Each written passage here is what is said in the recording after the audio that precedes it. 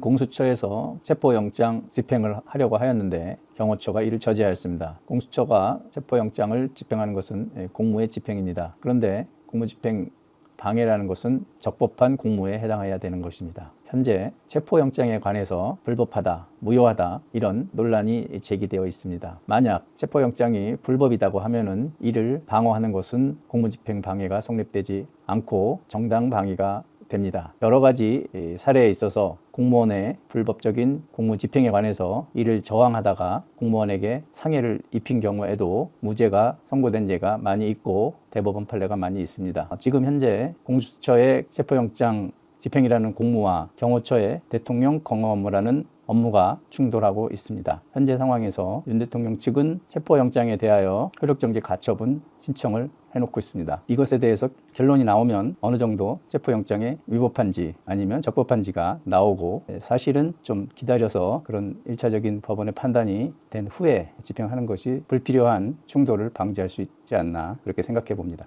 현재 경호처가 화기를 가지고 있다고 하던데. 네, 대통령 경호에 관한 법률 제19조에 의하면은 경호처 직원은 무기를 휴대할 수 있고 이를 사용할 수 있습니다. 집단을 이루거나 흉기 이런 것으로 경호 업무를 방해하는 경우, 경호 업무에 항거하는 경우 이를 방지하기 위해서는 다른 수단이 없다고 인정되는 상당한 이유가 있을 때는 무기를 사용할 수 있다. 이렇게 단서적으로 사용할 수 있고 사람에게 위해를 가할 수도 있다. 이렇게 돼 있습니다. 즉 만일 다수가 무기를 들고 쳐들어온다 이런 경우에 경호처 직원이 소수일 경우에는 이런 상황에 해당할 수도 있습니다. 이런 경우에는 사람을 상대로 발포도 할 수 있는 그런 상황이 될 수도 있을 것 같습니다. 이런 상황이 발생하지 않도록 서로 자제를 해야 할 것으로 보입니다. 출석 요구 3번에 대해서 윤석열 대통령이 거부를 했고 그래서 이제 체포영장이 나왔다. 이것이 공수처의 입장인데 꼭 그렇게 체포를 해서만 수사가 가능한 건지. 네, 일반적으로 조사를 수사기관 내에서 조사를 합니다. 그러나 밖에서 조사를 하는 것도 문제가 되지는 않습니다. 서면 조사도 할 수 있고 수사기관이 아닌 제3의 장소에서도